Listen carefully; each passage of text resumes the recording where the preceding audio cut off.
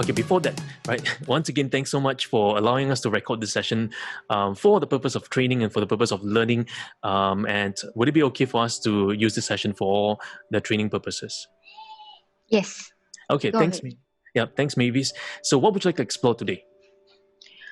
Today I would like to talk about how do I kick off my habit of coaching a person, but instead of coaching is consulting, like trying to give them a solutions. Okay, so you like to figure a way to coach a person versus coaching consulting. Yes. Okay. And what would you like to get out at the end of this session? At the end of the sessions, I know the type of steps that I can take for myself to prevent for myself for the next coaching session that I will not fall into this trap again. Okay, so you want to have some steps to prevent yourself from falling into this trap of moving from coaching to consulting. Yeah. Okay, great. And why is this important for you?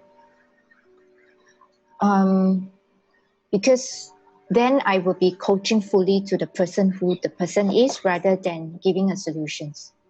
Mm-hmm. Okay. Yep, because many a times is that the essence of coaching is about bring the person from where they want to be to where they want to be, from where they are to where they want to be. So we tend to the client tend to ask for solutions, but I would want to tend to use coaching to bring to where they want to be, right? Yeah. Okay. And what does it mean for the client if they are able to if you're able to be focusing on them rather than just the solutions? Then it will bring a better effect, a stronger effect in making them realize what's the solutions, and they devise the solutions themselves. That would be more sustainable towards what they are actually having, their challenges. Okay. So right now, based on your current practice, what is missing for you to do just that? Well, I think it's not about it's not just about it's not about missing items, but rather is going back to the route where I dive into give a very easy way out of giving them a solution, because they will always ask questions like, okay, so what should I do next? What should I do next? Right? Yeah, and I wanted to prevent myself from doing that, so I asked questions, leading questions for them. But then they will come back and ask, okay, do you mean that I should do this? But it's not really what I'm telling them to do, but what I want them to realize for themselves. Mm-hmm. Okay. So you wish for them to realize that for themselves rather than just getting the solutions to them. Yep. Okay. So if we were successful together over the next 30 minutes or so, what would that look like for us at the end of this session? Oh, then that would be great. At the end of a session, then I know that I know what are the things that I can do to prevent falling from this trap, and the next session that I'm gonna have the next coaching session that I'm gonna have is gonna be a successful one, that I know that I have confidence bring from the person to where they are now to where they want to be, without having to give them a solution, and rather is a great satisfaction and fulfillment in that sense. Okay, sounds great. So where would you like to begin exploring first? I think let us begin on understanding why I'm always keep having such a habit, coming back again and again, coaching the problem rather than coaching the person. Okay. And why do you think that happens for you again and again? I think it's a natural instinct that you always want to know what is the problem. And you think that by coaching the problem, it gives a way out, hopefully, for the person. Yeah. So, Go ahead. Yeah, so that's why it's like a straightforward kind of a solution that I feel. Yeah. So you feel that giving the solutions will be more of a straightforward thing as compared to working on the person. something like that, I tend to gear towards that tendency. Because sometimes when I keep asking the questions, right, it seems like it's not getting to nowhere. Then after that, it actually begins to realize that things are not working. So I tend to go towards, okay, let me give you an answer, leading you to an answer. Yeah. Okay. And when do you realize that you are beginning to give more of the answers and leading them towards that direction? I think towards the end, where I'm trying to make a resolution for myself or for the client. Yeah, it's towards the end where we are trying to get her or the client to go into the steps, to devise the step what they need to do. So towards the end, then you realize that you were actually leading them throughout the whole conversation, then actually looking at them as the person and coaching the person. Yep. Okay. And so in this process, how are you feeling as you were actually coaching them? So in this process, I was actually quite conscious about not trying to go into that route, but yet it somehow or rather pushes me towards that directions. And that makes me feel, and again, it's like multitasking in the thought process, that I shouldn't do this, but yet I try to avoid, and the more I avoid, the more I get into it. And the more you avoid, the more you get into it. And what happens if you don't avoid it? You just take it head on. Well, sometimes some coaching sessions that I don't think anything at all, and I just go forward, right? It kind of feels fulfilling. Yeah. Whereas coaching sessions where I want to get certain outcome, like, I want to make this a successful one so that I can submit for a recording, then it tends to gear towards that direction. So you have two parts here. For one, that when you're just enjoying it, it's fulfilling, and the other one when you just want to, I want to get best recording, and it's not. And I can see a little shift in you right now, and a little bit of smile. What's happening over there? Yeah, so I think what's happening now is that I realize that I shouldn't be bothering so much on the process, and really practice on that coaching skills of mine. And it's all about practicing until I get the right recording. And timeline is not a factor because there isn't any timeline to submitting a recording, right? Yeah. So I think I guess I enjoy the process of coaching rather than of consulting, because many a times the coaching sessions, the real coaching sessions that has the most fulfilling effect than the ones that is not. So when you mentioned earlier that those sessions that you had the most fulfilling effect, were those sessions the person oriented, or were those sessions more of the solutions that you were giving? Is the person more oriented? Okay. Yes. And as you think about that, why were you able to be more focused on the person when you're enjoying and enjoying the process of coaching? Is that I fully concentrate and immerse into the person's world, to really listen to his or her language that much, that when I sense something is pulling back, I kind of like be curious about what is going on inside. What is it that is stopping the person from moving forward? Okay. Yeah. So that's the part where it gets very fulfilling when the person gets intrigued by the way on how curious you are to want to find out a little bit more. And the type of questions you engage with him, he kind of feels that you're with him. So that part I can sense, during the coaching session, where that intimacy and the trust is there. And then the person starts revealing more and more about himself. Yeah. And when the person starts revealing more and more about himself, what happens? It gets interesting.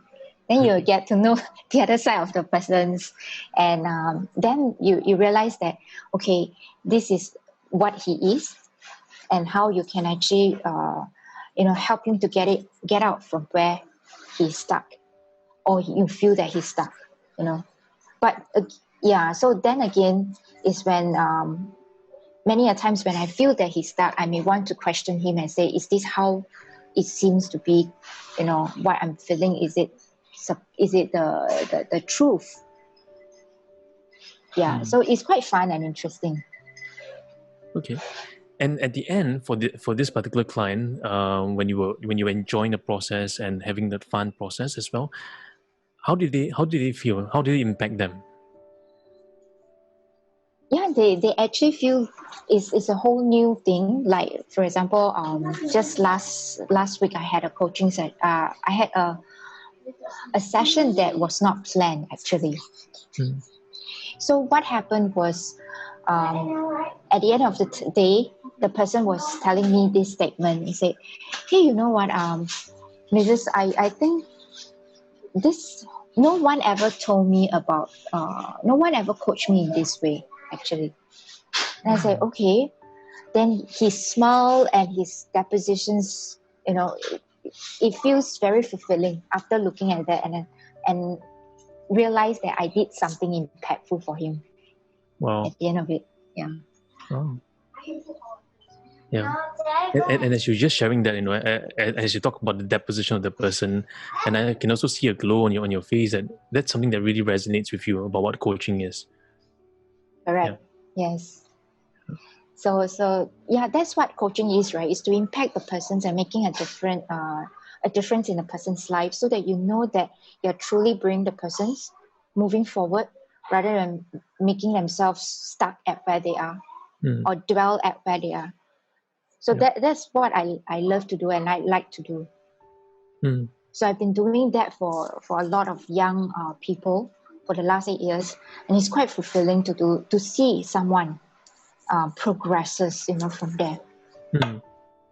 Okay.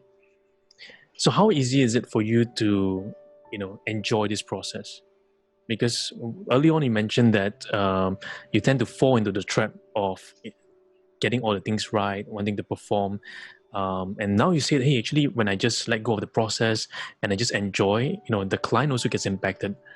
So I'm just wondering, how easy is it for you to fall back into the trap of Mavis focusing on the process than Mavis enjoying the process? I think if I'm not concentrated too much on a structure, it just flows naturally. It's like a normal conversations, and I find out that instantly this person's that I kind of like, it's a natural process to fall into a coaching session just instantly into just by one conversation, you know. And then I start to ask, okay, what is it happening? Why is it like that? You know, share with me more. Yeah. Rather than a prepared session and you go, okay, how shall we do this? And then tend to be very focused and objective or outcome oriented. It's a very different thing. Okay. So what are you realizing in this process, in just this last few minutes? I think what I'm realizing is that actually is falling into the habit of consulting probably is not the real problem. Is rather about trying to enjoy and get the most out of their conversations. What do you mean by getting the most out of conversation? I think getting most out of the conversation means that for both, I think for the client themselves personally, is to realize something that he didn't realize before. And he needs the enlightenment or the wake-up call, you know, to realize that. So I'm like the catalyst to help him and trigger all these wake-up calls or enlightenment that he needs. Yeah. So getting most out of it means that at the end of it, he's fulfilled and he's satisfied some way or other. Yeah. Okay. And earlier you just mentioned the word catalyst. Yeah, and I noticed that word had some little resonance with you as well. And I'm just wondering, you know, how does this catalyst word actually impacts your conversation? So catalyst is like a fast reactant, right? So it's like if you coach someone, and as I coach someone, I come to a trigger point of that person's, and I realize I should dig a little bit more about that trigger point. And then perhaps that is the intuition of mine to sense that maybe that is the part that is keeping him staying from at where he is and not moving forward. So the catalyst is to find that trigger word or that trigger moment where I touch it, the hot spot, and make him jump from where he wants to go to where he wants to go. So what I'm hearing you say is that this catalyst, like you are the catalyst in the coaching conversation, and when you are fully curious and present with the client, then you're able to listen beneath what the client is saying and find those moments where you can create that jump in that moment and the triggers and the spots that you talk about. Yes. Yeah. Okay. Oh, that sounds really, really exciting. So what has become, what are you learning so far about yourself in this process? I think what I learned for myself is I'm too mindful. Sometimes I can be very consciously mindful about what I need to do, but rather it's actually if I were to fully concentrate on what makes me or what I would want the client to be fulfilled in, that will be something that makes me more happy than anything else. And as you're just sharing, I think what I'm sensing is that there's a picture that's coming to your mind. So what picture are you seeing right now in your mind?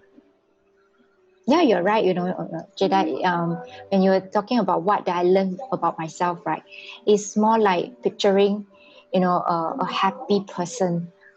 That means someone that comes to me rather troubled, or someone comes to me to want to find an answer, and I help him to manage to get an answer from himself, but not from me. That will be like a sage, that comes to his mind. So that's the picture that's forming inside my head now. Okay, sounds great. So let's do a quick check-in here, right? We explored quite a little bit of things so far, and earlier today we talked about wanting to find up some steps and how to prevent you from falling into the trap of more consulting, more process-oriented, than more coaching the person. So I'm just wondering, where are we right now in this conversation? I think right now, I've more or less know about the reasons why I keep falling into that trap. And now I think what I need to do is actually to create some steps to, or is there any steps at all that I really need to create? Because I really know the reasons really, right? Yeah. I like that point you just mentioned. Is there any steps actually do I need to create? Yeah. What are you realizing over there? I think I realized that actually understanding the reasons, the why, it really resolves most of the answers. Yeah. And then there's not a need, because I understand that why I'm fall, then in that case I wouldn't make the same mistakes already. Wow. So with what you've learned so far about yourself in this situation, what would be different for you in the future coaching conversations? Yeah, I think in the future coaching conversations, it's more like, not be mindful about what is needed. That means, do I, in my journey to ACC, because every session is going to be recorded anyway. So it's all about whether I just have to find that coaching sessions as I practice along. And as I practice, I will know that it will perfect, or it will go to near perfect in the future anyway. So I think it's not bound by the timeline. Yeah. So moving forward, then I know that I shouldn't be mindful, but be present and practice more on active listening and presence in the conversations, rather than just be focused on the tangible aspects of certifications or whatsoever. Yeah. Yeah. Would it be okay if I share with you some observations that I'm seeing? Yeah, sure. Well, I think you mentioned earlier that about a sense of not being bounded by the timeline for your certification process.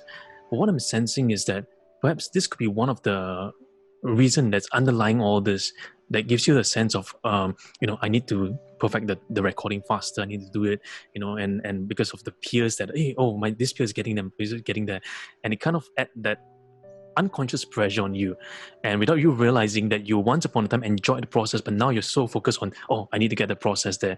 So what I'm sensing, there's still this lingering effect on this sense of timeline to get there. I'm not sure if this makes any sense to you. Yeah, you're right, Jedi. Really, I think I'm bounded by the timeline is because since I've committed to this journey and I'm pursuing a certain accreditations for certain reasons. That's why I think the timeline is also a factor. But I guess it's about liberating myself from all these bounds that I tie myself unknowingly. And actually, no one ties me. It's just that something that I've given it to myself. So I think you made me remember someone was telling me that no one is tying you. You are the one that tie yourself. So why are you tying yourself? Yeah. So where are you tying yourself?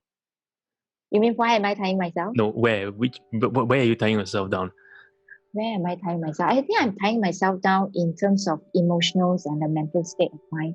Where the emotions of guilt, like I am not completing by the end of the year, which I've set myself.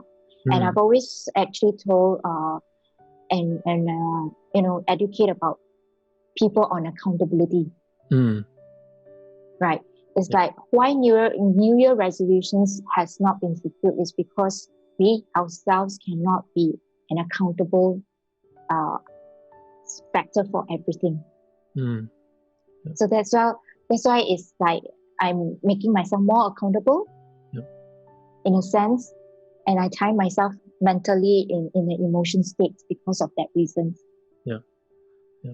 And what I'm sensing is that because of this like this resolve or this resolution that you want to do to complete by the year end, that adds the unconscious pressure to finish beforehand, and then you're not actually focusing on that practice and not enjoying the moment, and then that causes you to a slight back in terms of your coaching practice. And what would happen if from today onwards you're not so tied down on your emotions, rather the emotions and the mental stress has been freed from this tie, and you can go free and you can just enjoy every single moment? What will happen for you?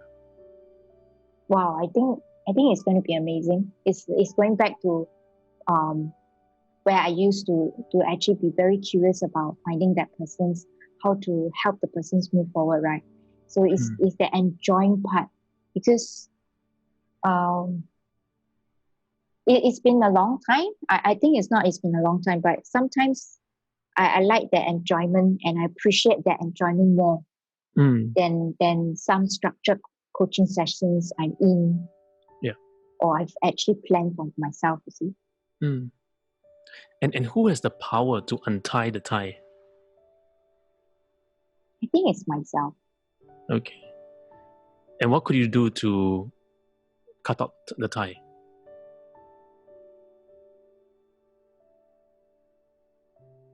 I think first and foremost is to liberate myself and make myself know that timeline is not as important as the client themselves. So it's fully about every coaching sessions going into a right mind that this is not what I want to achieve, is rather what I want to help the client achieve more than anything else. Yeah, so how do I untie or how do I cut that tie? Cut is I think it's a very strong word, cut, right? Can we cut? Well, could you cut? Because tie is also a very strong word, to tie your emotions down and to tie your mental state down, which will steal away all your enjoyment. If it's possible to cut, how would you go about cutting this? Wow. If it's possible to cut, how am I going to cut? So if it's possible to cut, of course, I would like to have a clean cut. Hmm. It's like a very sharp scissors that cut it up once and for all. Hmm. So whether is it possible that this will not repeat itself from tying myself again. Okay. And what is this sharp scissors that can have a clean cut? That I really don't know. I don't know what is that thing that can cut. If all things were possible, right, and anything was possible, what would be that thing or that weapon or that sharp, clean scissors that can cut and loosen that mental stress or that emotional tie down that will prevent you from enjoying the coaching process?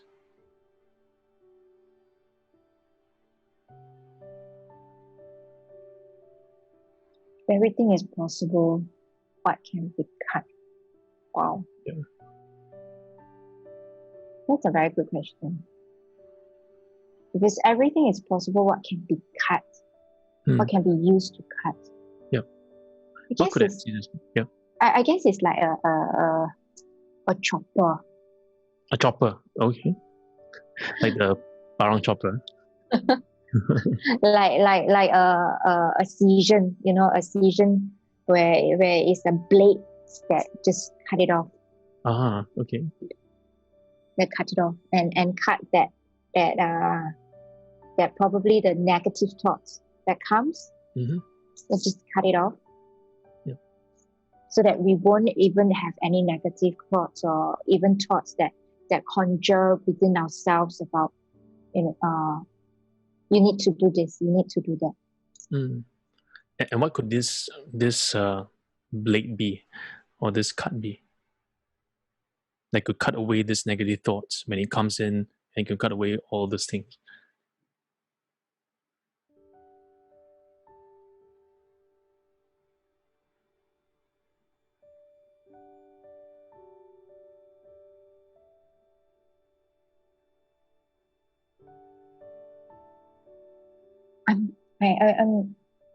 I'm not so sure what can that blade be, because is there such a blade in the first place to really cut off that side of a human?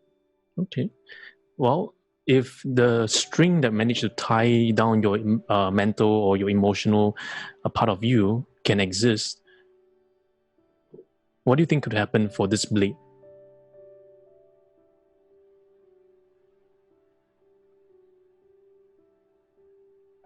If the blade will cut off the string itself.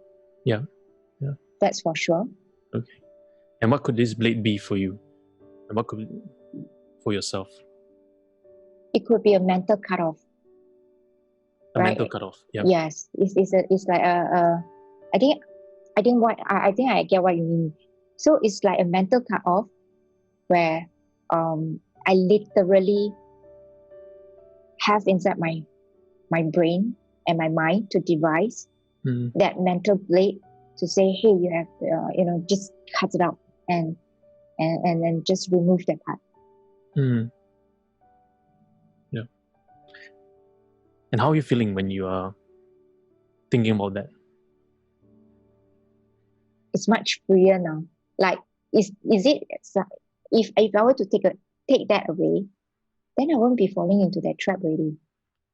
There's so much liberating to understand and be fully immersed and imagine that whole process again, the enjoyment, the taste, the feel, the smell of that fulfillment is really as I'm talking to you, I'm getting that sense of joy. Okay. Yeah. And where is this joy coming from? The joy is of knowing that I'm going to impact someone's life. I'm going to make a difference, after after the coaching session with that person, he walks away with key takeaways. He walks away with something very meaningful out of conversations with me. Yeah. That joy is very fulfilling. Yeah. Very nice. I think it's beautiful. Mm. It's beautiful. Because every time I have that sessions, I feel more achieved than anything, even if it's pro bono or anything. I just feel fulfilled. Mm. And so in the subsequent coaching sessions that you're going to have after today, what's going to be different for you moving forward? I think be it whether it's a peer-to-peer coach or a plan coach or just a normal conversations, it's really to tell myself. I think telling is not enough. I think I should do something, and I just cut it out straight away, and then just be myself and be fully. So I would just literally throw and not come with any coaching notes or competency yet. But just go in and say, hey, hi, what can I do for you today? Yeah. And if a negative thought arises, or if let's say something ties you again, what could you do? You mean during the coaching session? Yeah, during the coaching session. I think I'll just have to gear myself back. Yeah.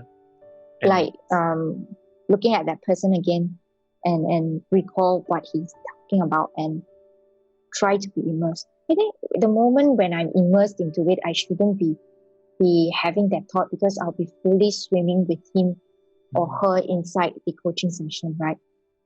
Yep. So as we swim, we will be enjoying the swimming part. Oh, that sounds really beautiful. Yeah. Yeah. And how can you, who can you account to for this progress in your coaching journey ahead, that you will focus on coaching the person rather than trying to find a solution or consulting? How would you account yourself towards this progress? I think accountability to myself is not enough, because then I'll be very lenient on myself. Like, okay, there will be another coaching session. There will be another session. Okay. I guess I would want to make the accountability to the person I'm coaching. And if that person were to get the most out of it at the end of the day, that's where I fulfilled my resolutions. Wow. That's really beautiful. And that's really like what you mentioned earlier, like swimming with the person. Yeah, really, really, really, yes. Wow. Well, maybe it's, we've accomplished quite a number of things over the last several minutes together. So let's just do a quick check-in from where we begin today. Right, this conversation started off with us exploring the steps, and then and also finding out why you fall into this trap. And then along the way, you realize actually there isn't these steps at all, because once you understand the reason, there isn't a need to actually have the steps at all. Yeah. Yeah. And how are you feeling right now? I think it's amazing to realize something now, that what I've always been trying to tell myself that it's a bad habit is actually an excuse. It's an excuse that I give myself for not fully present. And so I think it's stopping myself from giving my excuse already. I think that's it. That's for sure. After today, I shouldn't be using this word that I'm falling into the bad habit. I shouldn't be like, talking about this and say, how can I correct myself? Because there isn't anything to correct in the first place. Right? Yeah. And what would you say to yourself instead? I would say is that, okay, so what did I do? What can I do to even bring this better for the client, for the person that I'm coaching? How can I do better? What else can I do differently so that the person get a more fulfilling outcome than ever? Yeah. Wow. As I was just observing you, how you begin to this conversation and how I'm seeing you right now, it's like two different Mavises. I'm not sure if you're sensing that. Yeah, I think so. Yeah. I think I'm more fulfilled Mavis now. a more fulfilled Mavis now. That's really wonderful. Are we missing anything in today's conversation? I think you have covered all grounds actually. I think you have maybe realized what I've been trying to do is not something that I can do. Mhm. Yeah. Yeah. And what would you like me to check in with you in the following session?